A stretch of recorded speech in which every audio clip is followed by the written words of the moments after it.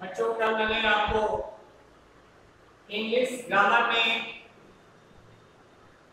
Adjective के बारे में बताया था। Adjective and it's kind with definition and with example. I want to explain about adjective of number because the last number of adjective of number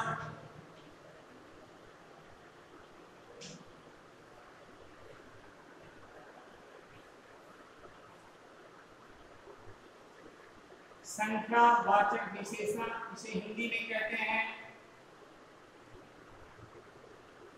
जिसमें संख्या का बोध हो।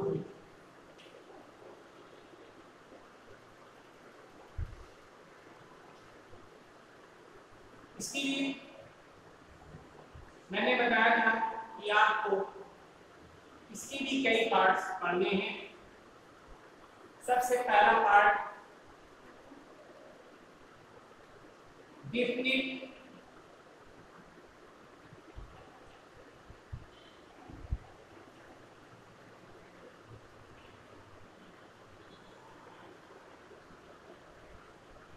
न्यूमरल एडजेक्टिव,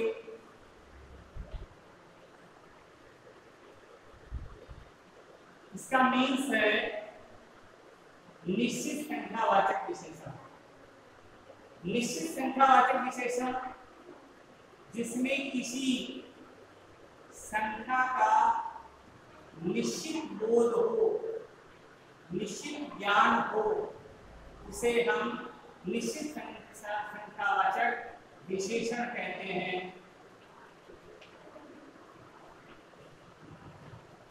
इसे हम इस रूप में भी पढ़ सकते हैं, जैसे 1 2 3। ये निश्चित डिफरेंट नंबर को दर्शा रहा है, डिफरेंट नंबर को दर्शाता है, इसलिए इसको निश्चित संख्यावाचक यानी डिफरेंट न्यूमरल एडजेक्टिव कहते हैं।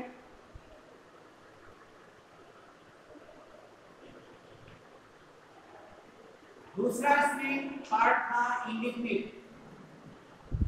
नाम से ही स्पष्ट है, जो डिफरेंट ना हो वही इंडिफिनिट है। इंडिफिनिट न्यूमरल एडजेक्टिव जिसे हिंदी में अनिश्चित संख्यावाचक विशेषण कहते हैं।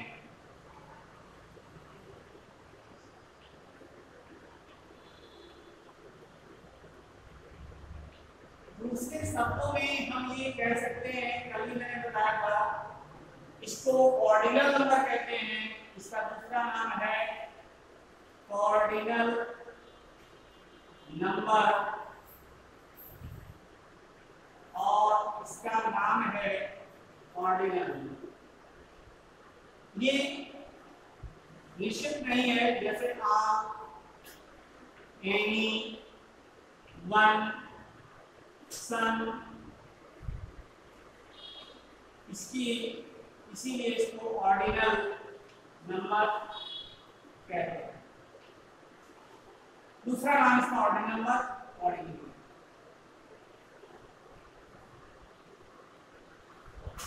इसका तीसरा पार्ट है जिसको हम डेमॉन्स्ट्रेटिव एडजेक्टिव कहते हैं। नाम से ही स्पष्ट है, जो किसी नाउन या प्रोनाउन की ओर संकेत करता है, इंडिकेट करता है, इसीलिए इसको संकेतवाचक विशेषण के अंतर्गत करते हैं या संकेतवाचक विशेषण कहते हैं। इसमें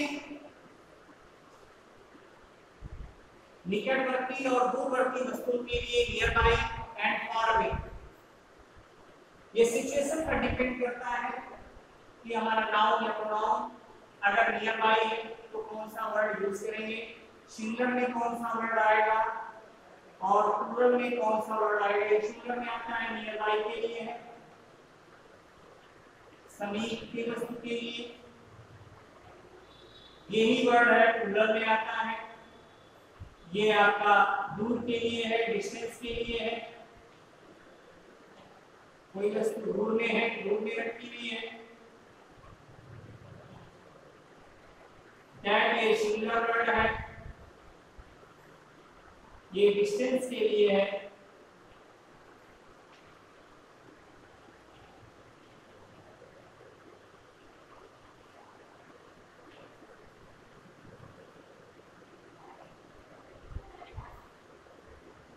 और दोस्त ये आपका प्लूरल है, ये भी डिस्टेंस के लिए प्रयोग किया जा रहा है। ये डिस्टेंस के लिए और ये दोनों नियर बाई के लिए, ये दोनों नियर बाई के लिए हैं और ये डिस्टेंस के लिए। तो ये आपको समझना है। इसके अतिरिक्त आपका इसी एडजेक्टिव पार्ट में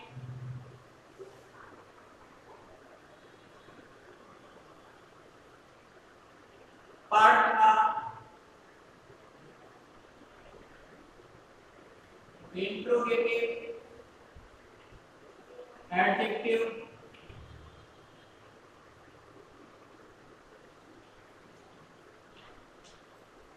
प्रश्नवाचक विशेषण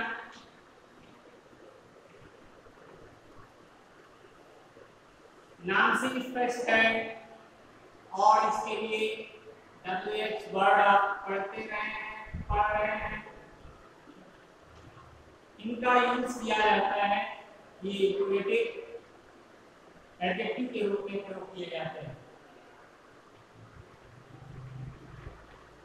इसका प्रयोग नॉन लिविंग थिंग के लिए होता है। ये आपका पर्सन के लिए पार्टिकुलर, और इसका प्रयोग आपके इंग्लिश में पॉसेसिव केस में होता है।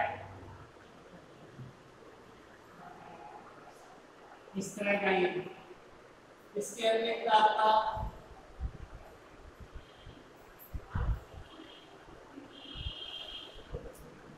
एम्फसाइजिंग एडजेक्टिव वर्ड होता है।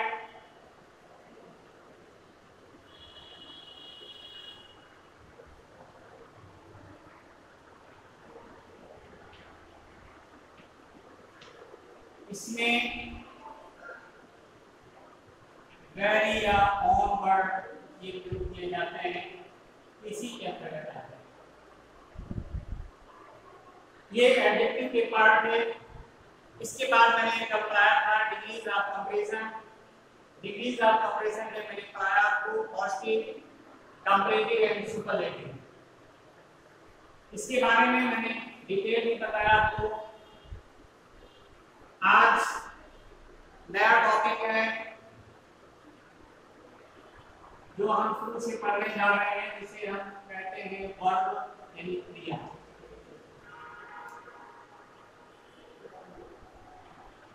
ये है क्या, इसके बारे में समझना है, पढ़ना है। Verb is a word which say something to anyone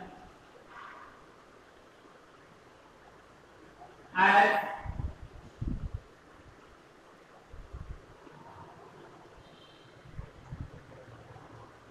read, laugh, be, sleep। ये टेक्निक वर्ब के अंतर्गत फिनिट वर्ब के अंतर्गत है। इसे हम फिनिट वर्ब भी कहते हैं। इसके पार्ट्स कितने हैं ये आपको समझना है। सबसे पहली बात तो ये समझना है आपको कि वर्ब यानी क्रिया जिसमें किसी व्यक्ति द्वारा किसी कार्य के करने का बोध होता है, ज्ञान होता है। और हिंदी उच्चारण में लगभग सभी वर्ड के पीछे ना आता, जैसे दौड़ना, खाना, पीना। इंग्लिश में से इंग्लिश वर्जन में हम दूसरे शब्दों में यूज करते हैं इसके भाग कितने हैं ये मैं बताने जा रहा हूं। सबसे पहला पार्ट आपका इसमें है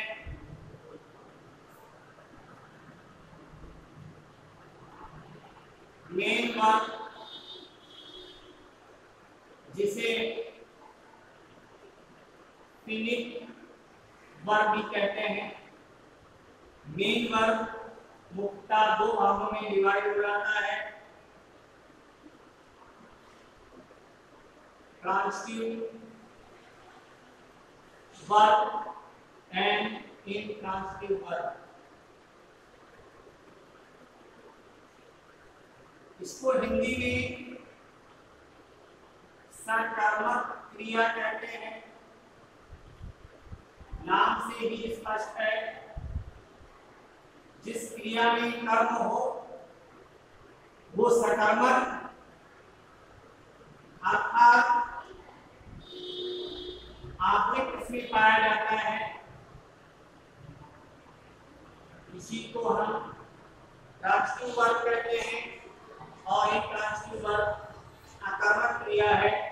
नाम से ही स्पष्ट है, आपका हिंदी में भी होता है नहीं, जिसमें कर्म ना हो अर्थात आत्मिक ना हो वही अकर्मक क्रिया हो। इसके पार्ट में अभी और बताने जा रहा हूं। पहले आप मेन वर्ब की देख लीजिए, इसके बाद आप देखिए ऑक्सिलरी वर्ब है। इसके मुख्य पार्ट कौन कौन से हैं इस पर भी थोड़ा फोकस करना है। इसका पहला पार्ट जो आता है वो होता है टू बी। इसको इंग्लिश में शॉर्ट में हम लोग टू बी कह देते हैं। और टू बी का मीन्स क्या होता है? Is, M, are, was, were.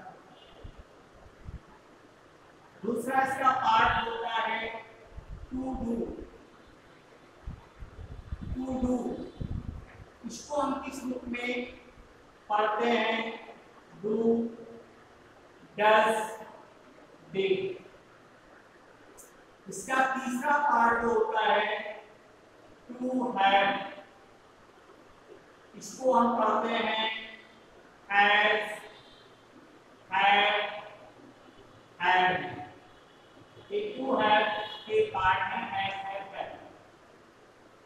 To do, to be is an verb, to do, do, does, did, to had, had।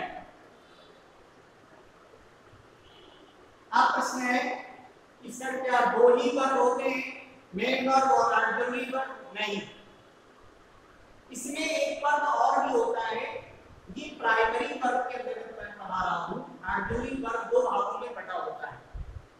पहला पार्ट होता है प्राइमरी वर्ब और दूसरा होता है model auxiliary verb. Primary auxiliary verb और दूसरा होता है मॉडल। तो मॉडल में क्या आता है इसके बारे में थोड़ा सा डिटेल और आपको पढ़ना है। ये मॉडल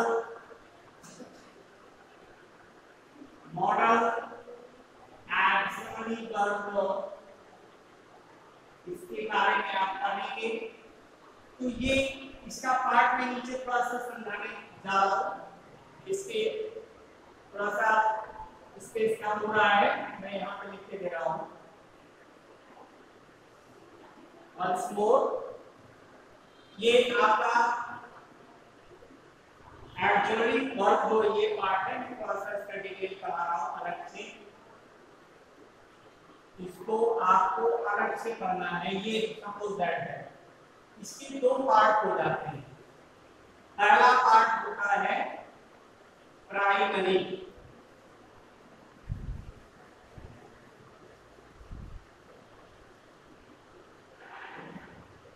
और दूसरा पार्ट हो जाता है इसका मॉडल।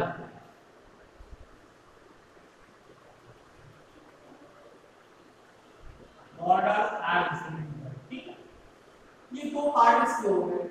तो आप प्राइमरी में थोड़ा सा आपको एक्सप्लेन किए दे रहे हैं कि प्राइमरी ऑक्सिलरी वर्ब में क्या क्या आता है।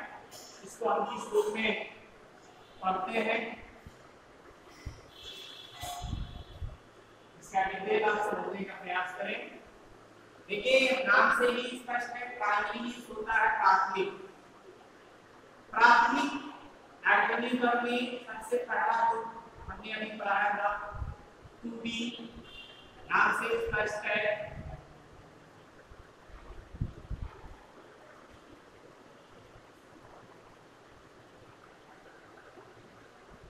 इसमें दूसरा पार्ट था 2Do, इसके भी मैंने पार्ट बताए थे, डू, डज, डिड, और इसका तीसरा पार्ट जो था वो था टू हैड, इसके भी मैंने पार्ट बताया कि आपको हैज, हैड और हैड, इस रूप में इसको पढ़ते हैं। अब आइए मॉडल में हम क्या क्या पढ़ते हैं। मॉडल के अंतर्गत विल, आप लिख सेल, would, should,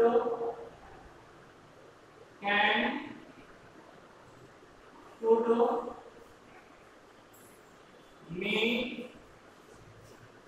might, दो ऐसे वर्ड हैं जैसे विल सेल है तो would should आ जाता है, can should है, may might है, लेकिन दो वर्ड ऐसे हैं जो दोनों में यूज होते हैं, प्रेजेंट हो या पास्ट हो, मस्ट हो एंड और टू। ये वर्ड जितने भी हैं मॉडल के अंतर्गत आते हैं। इतना बच्चों समझ गए होंगे। अब मैंने तो बताया था मेन वर्ब, मेन वर्ब जो बताया था जिसके मैंने पार्ट बताया थे आपको, ट्रांजिटिव एंड इंट्रांजिटिव वर्ब,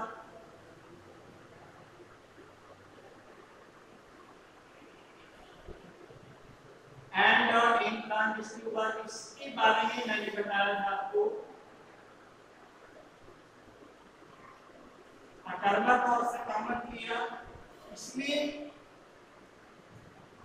सकर्मक में देखिए ऑब्जेक्ट दो तरह का होता है। इसमें ऑब्जेक्ट होता है ये विदाउट ऑब्जेक्ट, जिसमें ऑब्जेक्ट ना हो वो इंट्रांजिटिव, और जिसमें ऑब्जेक्ट हो ये आपको समझना है। आप ये मैं बताने जा रहा हूं कि इसमें ऑब्जेक्ट कौन कौन से होते हैं, किस तरह के ऑब्जेक्ट होते हैं। आपने ऑब्जेक्ट पढ़े होंगे, पढ़ भी रहे हैं अभी, डायरेक्ट ऑब्जेक्ट और इनडायरेक्ट ऑब्जेक्ट, डायरेक्ट ऑब्जेक्ट और इनडायरेक्ट। डायरेक्ट ऑब्जेक्ट में क्या होता है, इनडायरेक्ट ऑब्जेक्ट में क्या होता है। डायरेक्ट ऑब्जेक्ट में non living, mostly non living things, non living object, non living object, non living things, इसी के अंतर्गत आता है। इनडायरेक्ट में क्या आता है, living but inobjective things. You have already read in previous videos that I have explained you about pronoun, and I have explained in personal pronoun about it. Me, ये आपका indirect object है, us, him, her, them। इसमें person का बोध हो रहा है, इसमें पर्सन का बोध नहीं होता। जिसमें पर्सन का बोध हो यानी व्यक्ति का बोध हो वो लिविंग थिंग, जिसमें व्यक्ति का बोध ना हो, ह्यूमन बीइंग ना हो, वो नॉन लिविंग। नॉन लिविंग में there are many examples as book, table, bench, pen, many examples. You can find out differences between direct object and indirect। जो मैंने दूसरा पार्ट बताया लॉजिस्टिक वर्ब में विदाउट ऑब्जेक्ट होता है, इसमें ऑब्जेक्ट की नीड नहीं होती, ऑब्जेक्ट होना अनिवार्य नहीं होता है, इसीलिए इसको आकर्मक क्रिया कहते हैं। इसमें सेंटेंस बना होता है, इसमें कंप्लीमेंट वर्ब एंड ऑब्जेक्ट की नीड नहीं होती, बट ट्रांजिटिव वर्ब में इसमें नीड होती है।